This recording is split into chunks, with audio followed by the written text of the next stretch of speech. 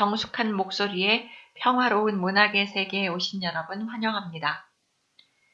양정신 목사님의 자서전 이 어두움을 비추이다 8번째 이야기 계속 이어집니다.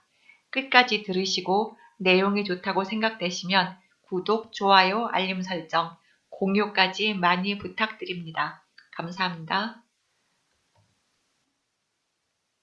월남 해방되고 며칠이 못 되어 사리원 시내에는 소련군들이 온 시내를 휩쓸고 다녔다. 따라서 그때에는 법도 없고 질서도 없이 온 시내는 불안에 잠기게 되었다. 그리고 해만 지면 집집마다 문을 잠그고 부녀자와 젊은 처녀들은 집안에서도 마음을 놓을 수가 없었다. 뿐만 아니라 아침에 병원 문만 열어놓으면 말도 통하지 않는 소련군이 어정어정 들어와서 매덤 독터? 하며 기웃거리곤 하였다. 그러다가 자기가 필요한 물건이나 마음에 드는 기구가 있으면 뭐라고 한바탕 짓거려대며 들고 나간다. 이렇게 억울하게 물건을 빼앗겨도 한마디 말도 못하고 벌벌 떨기만 하였다. 시대가 이렇게 험해지고 보니 항상 눈과 손이 되어주던 지네도 내 곁을 떠나 자기 집으로 가버렸다. 그래서 나는 사리원에서 떠날 결심을 하고 병원을 정리한 후 우리 병원 단골 손님이며 친구인 춘을 따라 누르지라는 촌으로 들어갔다. 그 이유는 춘의 아기 원이 발육부진으로 내 치료가 꼭 필요했기 때문이었다. 간단한 짐을 싸들고 이사할 때는 그곳에 가서 알고 찾아오는 환자나 봐주며 몇 달 쉬기로 생각했던 것이다. 그러나 정말 인간의 계획이란 뜻대로 되지 않는 것 같았다. 이사한 지 1개월도 못 되어 소련군들은 그 촌에도 들어와서 불황민들의 재산을 조사하고 물건들을 탈취해갔다. 뿐만 아니라 지주들을 추방하고 지성인과 부유층은 걸핏하면 감금하는 일까지 있었다. 친구의 남편인 욱씨도 그들에게 연행되었다. 이리하여 춘은 그의 겨울을 아무 희망 없이 눈물과 한숨으로 보냈다. 춘의 남편 욱씨는 몇 달 후에 추록되었다. 우리는 그를 통하여 장차 어떠한 위험이 닥치리라는 것을 상상할 수 있었다. 이리하여 춘과 그의 온 가정은 월남할 뜻을 정하고 비밀리에 계획을 짜고 있었다. 이러한 계획을 하는 춘은 모든 살림을 정리하며 나에게도 동행하기를 권하였다. 물론 친밀한 관계도 있었지만 어머니로서 아기의 치료를 염려했던 것도 그 이유의 하나였을 것이다. 그러나 나는 그때까지도 국토가 양단되리라고는 상상하지 못했고 다만 독일이 갈라진 것으로 보아 혹시나 하는 의심만 갖고 있었다. 그래서 나는 춘의 권고를 쉽게 받아들이지 않고 오랫동안 주저하며 생각하였다. 춘은 답답한 양 때로는 펄펄 뛰며 빨리 결정하라고 떼를 썼다. 그래서 하는 수 없이 나는 고향으로 가서 부모님께 이 일을 의논하였다. 부모님 역시 반대하시며 이제는 나이도 먹었고 또 그만하면 지식과 기술도 갖추었으니 가만히 생활의 터전을 잡아야 할 것이 아니냐고 만류하셨다. 그뿐만 아니라 다른 모든 친구들도 말하자마자 신중론자들이었다. 아무리 돌을 닦아도 눈을 뜰 수는 없는 일이니 방랑살이 그만하고 유지 노릇 좀 해보라는 것이었다. 나 역시 더 이상 기생하고 싶지 않았다. 그래서 나는 춘에게 부디 혼자 가라고 사정하였다. 그러나 한번 권하기 시작한 그는 끝까지 동행할 것을 간청하였다. 결국 나는 1946년 이른 봄에 비로소 월남할 준비를 시작하였다.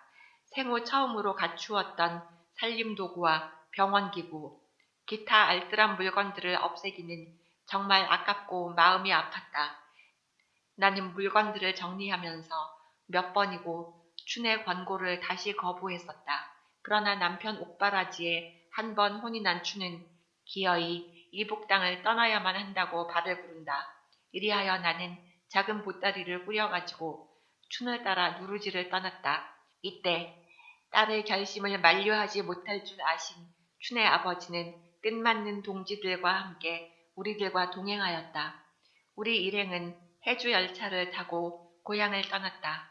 사리원에서 해주까지는 별로 먼 거리가 아니었지만 살기가 등등한 철도 경비원들의 조사를 몇 번이나 받았다. 1분 동안도 편한 마음을 갖지 못한 채 해주역을 지나 파랗게 언덕에 이르렀다. 때는 밤 4시경이어서 사방은 고요하고 사람의 소리는 들리지 않았다.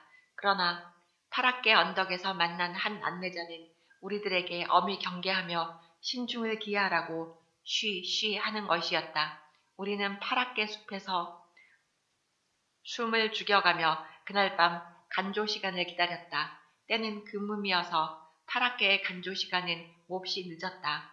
드디어 조수는 밀려가고 파랗게는 모래밭으로 변했다. 우리는 방향도 모르고 길도 모르는 채 다만 안내자의 뒤만 따라 제각기 달렸다. 이때 파랗게의 달빛은 희미했고 흙은 부드러웠다. 20리를 맨발로 달려도 찌르는 가시도 없었고 깊은 물도 없었다. 다만 해주 동편의 목화 공장에서 비치는 불안한 불빛과 어디서 오는지 알 수 없는 물새들의 소리만이 종종 어렸다. 우리는 달리기에 바빠서 누구의 발작 소리인지 분간도 못하고 자기 기침 소리에도 놀라며 허둥지둥 걸었다. 이렇게 정신없이 달리고 있을 때 여기서부터 이남입니다 하는 안내자의 숨에 찬 한마디는 10여 명의 일행의 초조한 가슴을 일시에 흐뭇하게 하였다. 우리는 그제서야 비로소 정강이까지 올라오는 바닷물에 저마다 발을 씻으며 스키를 지나 오라이 언덕에 오르니 또다시 갈 곳은 어디뇨? 하며 건너온 바닷길을 바라보았다. 이때 멀리서 가냘프고도 날카롭게 울려오는 소리가 있었다. 어디가? 이남가? 이제는 우리들과 원수야 원수! 횃불을 번쩍이며 소련군이 장난을 하는 것이었다. 우리는 그것을 보고 모두 웃었다. 아무 원한이 없는 인간과 인간이 왜 이렇게 피하고 살아야만 하느냐고 저마다 가슴 아파하며 주위를 살펴보았다. 그리고 일행은 그 근방에 있는 주막집에서 피곤한 몸을 쉬었다. 날이 밝기를 기다려 다음 날 서울을 향하여 떠났다. 짐이 많은 일행들은 잠깐이라도 걸어갈 생각은 하지 않았다. 무엇이든 길에서 만나는 대로 잡아 타곤 하였다. 이리하여 우리는 당일로 서울에 도착하였다. 생각한 것보다 빠른 여행을 한 것이다. 서울에 도착한 그날 밤은 해동 호텔에서 밤을 지냈다. 그 집은 춘의 사돈집이었다. 춘에게는 서울이 낯선 땅이 아니었다.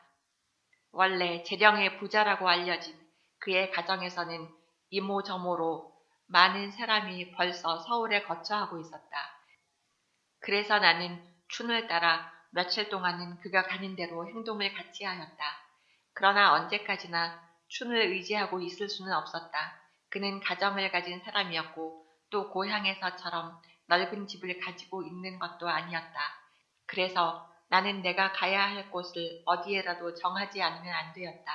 그렇지만 나는 서울의 지리를 모르고 아는 사람도 친구도 친척도 없는 처지여서 서울은 정말 낯선 곳이었다. 어느 날 나는 무조건 서울 거리로 나서려고 하였다. 이 모양을 본 춘은 내가 선생님이 필요해서 모시고 왔으니 죽이든 밥이든 같이 먹고 생활이 안정될 때까지 같이 있어요. 우리 아기 아버지도 그러리라고 생각하시는데요? 하며 간곡히 만류한다. 그러나 나는 더 머무를 마음이 없어서 잠깐 골목에 나가 바람을 쏘이겠다는 핑계를 대고 거리로 나섰다. 거기서 인력거 한 대를 불러 타고 광화문까지 갔다. 나는 인력거인에게 물어 광화문에서부터 신교동까지의 노점을 알았다. 국립맹아학교를 찾아가려는 뜻에서였다. 광화문에서 전차를 타려고 오랫동안 서성거렸다. 거리는 복잡하였다. 눈알이 흔들리도록 많은 사람들이 오고 가며 헤일 수 없는 차들이 먼지를 날리며 달렸다. 그뿐만 아니라 수많은 집들이 거리 좌우편과 골목골목에 들어서 있었다. 그러나 내게는 아는 사람도 없었고 발을 들여놓을 집도 없었다. 그러고 보면 오사카나 도쿄, 어느 큰 도시보다도 서울은 고독한 도시였다. 하는 수 없이 나는 자하문 밖으로 가는 길을 물어서 국립맹아학교를 찾아갔다. 여기서 나는 조복성 씨를 만났다. 그는 성결교인으로서 맹인 중에서는 이름이 있는 분이었다. 그를 한 번도 대면한 적은 없었으나 그와 그의 남편 전태환 씨는 무척 반겨 맞아주었다. 받기 드문 친절이었다. 나는 여기서 하룻밤을 지내며 그 당시 서울의 사회 상황을 알았고 서울에 대한 지리도 조금 들을 수가 있었다. 이튿날 조 씨는 나의 거처를 염려하여 방 하나를 얻으려고 여러 곳으로 탐문하였으나 불가능하였다. 나는 할 수 없이 차봉덕을 찾아 나섰다. 그녀는 내가 하차리에 있을 때에 알았던 친구로 당시 여의대에서 공부하고 있었다.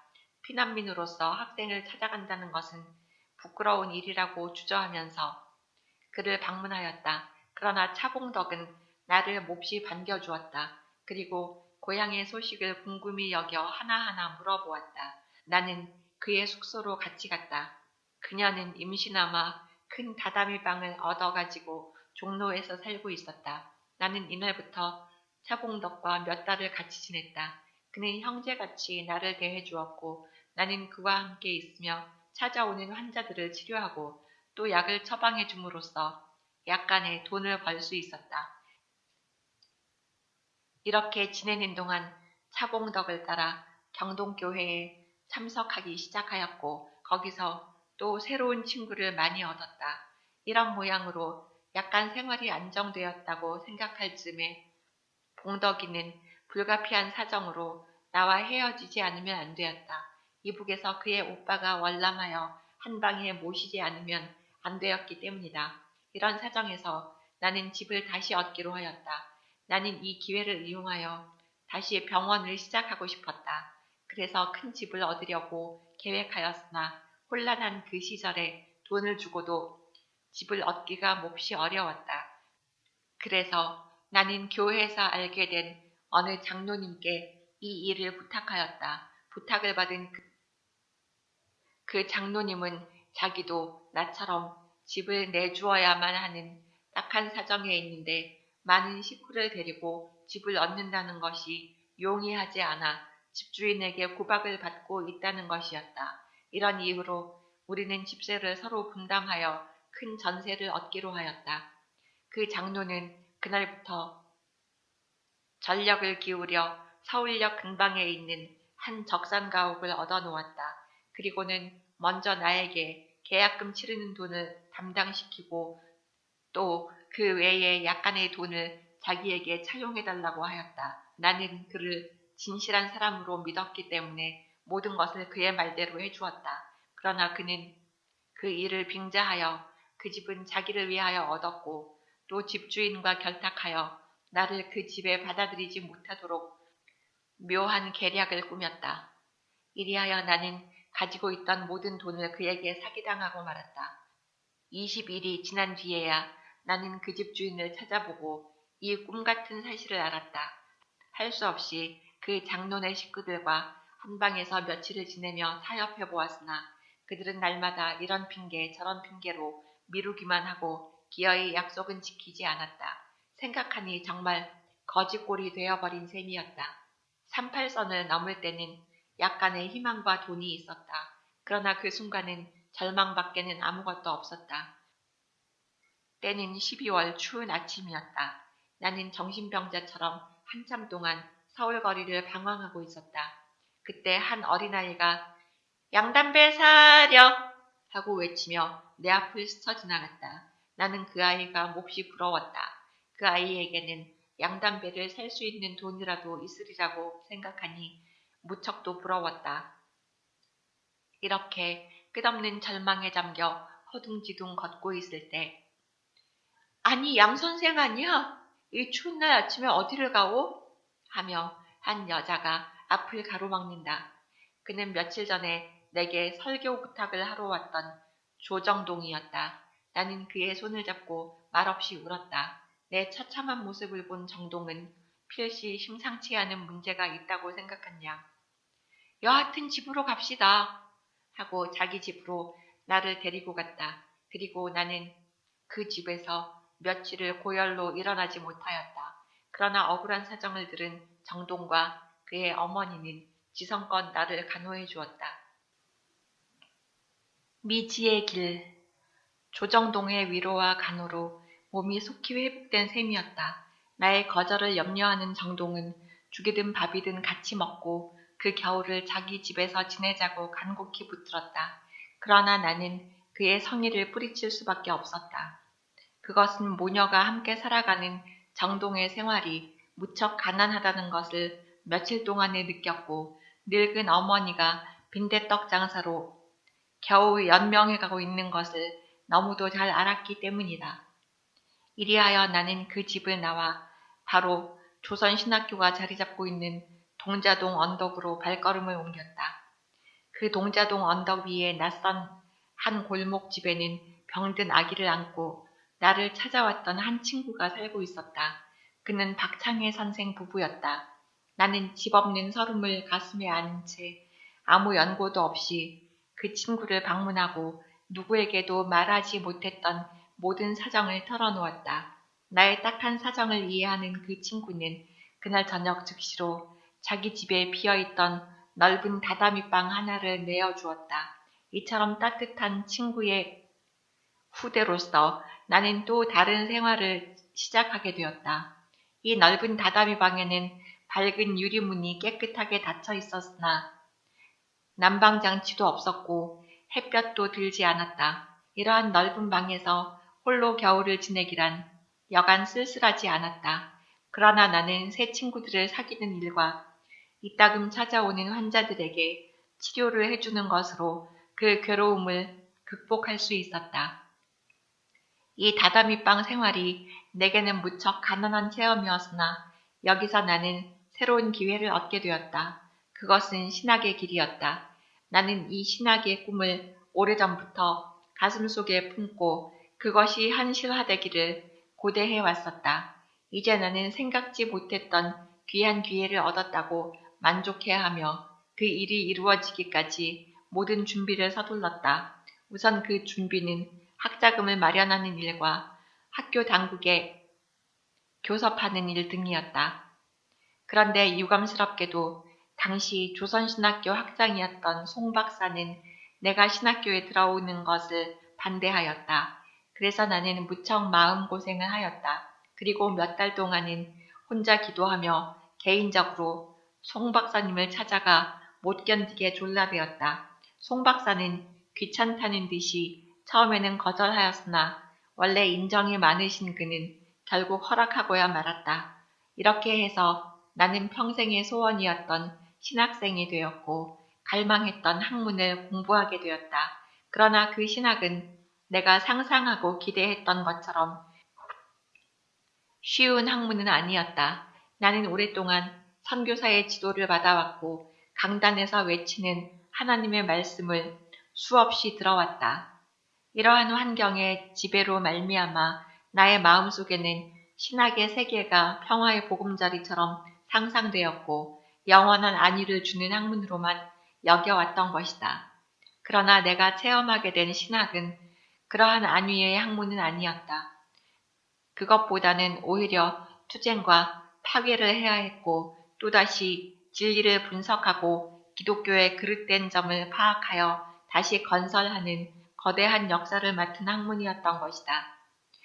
예를 들면 성경은 무조건 하나님이라는 신으로부터 인간에게 주어진 말씀이라고 생각해온 무식한 나로서는 너무나 감당하기에 벅찬 새로운 경험을 맛보게 되었다. 그것은 신학 강의 시간에 성경을 역사적으로 분석하고 추궁하는 일이었다. 성경이 하나님의 말씀이라기보다 강의를 하는 교수님들은 예언자의 말, 마태복음 저자, 마가복음의 용어 혹은 누가의 묘사라는 시대적 또는 사회적 배경을 내세워 성경을 역사적으로 해석하는 점이었다. 특히 하나님을 나의 절대적인 보호자로 믿고 살아온 나에게는 이러한 성경 해설로 말미암아 지금까지 나와 함께 하신 하나님이 어디론가 멀리 사라지는 것만 같아서 못 견딜 지경이었다. 이리하여 나는 이 미지의 학문을 돌파할 길이 없어 홀로 안타까워하며 몹시 방황하였다.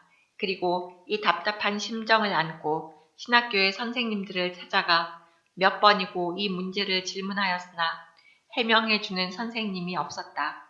대부분의 스승님들은 이 안타까운 고민을 이해해주지 못하는 것만 같았다. 이러한 큰 문제에 봉착하여 나의 신앙은 단풍잎처럼 시들고 있을 즈음에 신학교는 또 하나의 큰 위기에 직면했다. 그것은 우리의 어린 시절부터 조국의 기독교인들이 고집해왔던 기독교 정통과 이단에 관한 싸움이었다. 나는 이러한 어리석은 두통거리가 믿음의 선배들 사이에게 숨어 자라고 있는 것을 알 길이 없었다. 그런데 어느 날 아침이었다. 신학교의 채플 시간이 끝나자 평시 별로 하지 않던 학우 회장의 광고가 있었다. 요즘에 우리 학우 이형이 좋은 책을 저술하였으니 그 책은 누구보다도 우리들이 먼저 읽어야 될 것 같습니다. 할 수 있는 대로 한 권씩 사서 읽어봅시다. 하는 것이었다. 이 말이 떨어지자 맨 앞에 앉아있던 남학생 한 사람이 벌떡 일어서며 회장, 하나 묻겠소. 벌써 저는 그 책을 읽었는데요.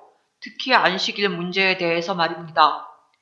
계명에는 안식일을 기억하여 거룩하게 지키라 하였는데 이 책에는 기독교 신자가 오전에는 예배를 보고 오후에는 아무 일을 해도 무방하다 하였으니 그것이 될 말입니까? 그런데 이러한 책의 서문을 우리 학교의 김 교수가 써주셨으니 어떻게 신학교 교수로서 이런 책을 시인할 수 있단 말입니까?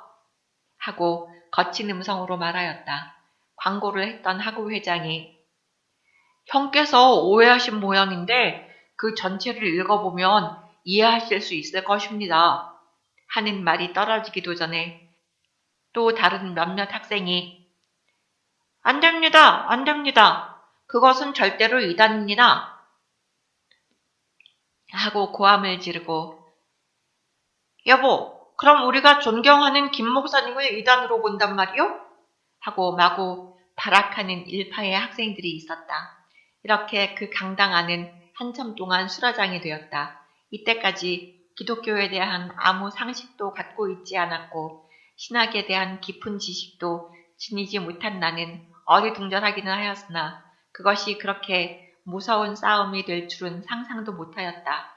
뿐만 아니라 그 싸움이 영원한 진리와 사람 위에서 하나가 되고 한 뜻이 되어야 할 장로교회가 둘로 갈리는 분쟁의 시초가 될 줄은 꿈도 꿀 수 없었다.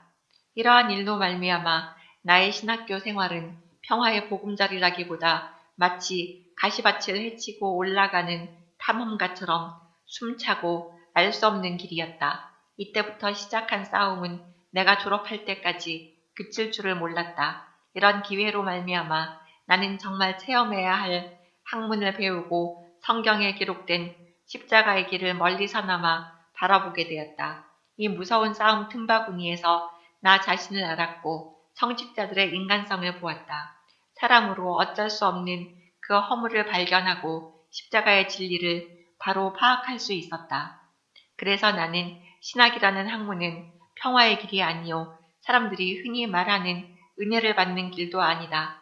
신학의 길은 넘어지는 길이요 욕을 당하고 매를 맞으며 목적지까지 달리는 길이라고 생각하게 되었다. 이렇게 종말적인 신학 문제를 놓고 저마다 진리의 옹호자라고 소리치며 발을 구르던 싸움도 일단락을 짓고 우리는 한마음 한뜻으로 뭉치었다.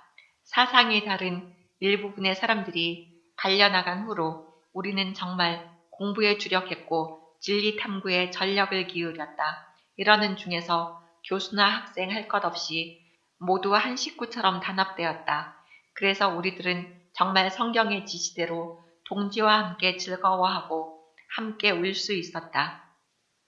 특히 나는 상급생이 되면서부터 여러 지방교회와 서울에 있는 많은 단체의 청함을 받아 나의 신앙과 기독교의 진리를 간증하게 되었다. 나의 이러한 활동을 보고 신학교의 학우들은 무척 기뻐하고 자랑스럽게 생각하였다.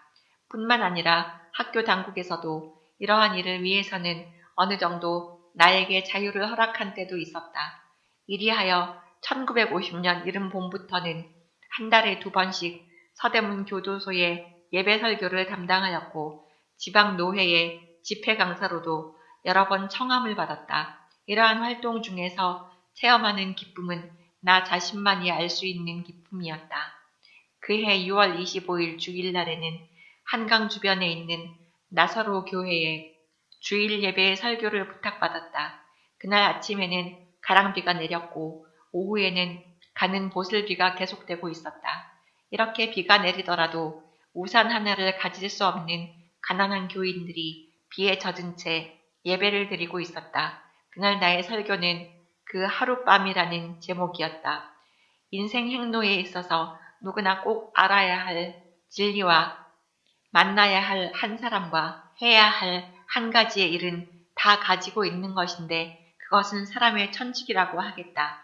우리는 그 천직을 충실히 감당하기 위하여 만나야 할 그분 앞에서 가져야만 할 하룻밤이 있어야 한다는 내용의 설교였다. 모든 교인들이 감격 속에서 예배를 마쳤다. 내가 강대상 아래로 내려서자 모든 교인들은 땀냄새를 풍기며 일시에 앞으로 몰려와 감격의 악수를 청하였다. 나는 그들과 함께 아낌없이 반가운 정을 나누고 집으로 돌아왔다. 바로 내가 현관문을 여는 순간 한 집에 살고 있던 박 목사는 기다렸다는 듯이 마주 나오며 오, 양 선생님 오셨군요. 그래서 이상한 낌새 느끼지 못했어요? 큰일 났어요. 인민군이 의정부에 들어왔다는군요. 하며 가만히 말한다. 그의 음성은 어딘지 모르게 떨렸고 무엇을 각오하는 듯 머리를 흔들기도 하였다. 나도 이 말을 듣고 당황해하며 신을 벗고 박 목사님 방으로 들어갔다. 거기에는 사모님과 어린 아이들까지 한자리에 정중하게 앉아 있었다. 위기를 당한 박 목사님은 가족들과 함께 기도회를 가지려던 참이었다. 나도 그 식구들과 함께 앉아 조국과 민족의 앞날을 위하여 또한 우리 자신들의 운명을 위하여 기도하였다. 각 사람들이 돌아가며 제각기 기도한 후 박 목사는 손을 들어 축도하신다. 나는 이 축도를 받으며 마지막 축도가 아니기를 진심으로 빌었다.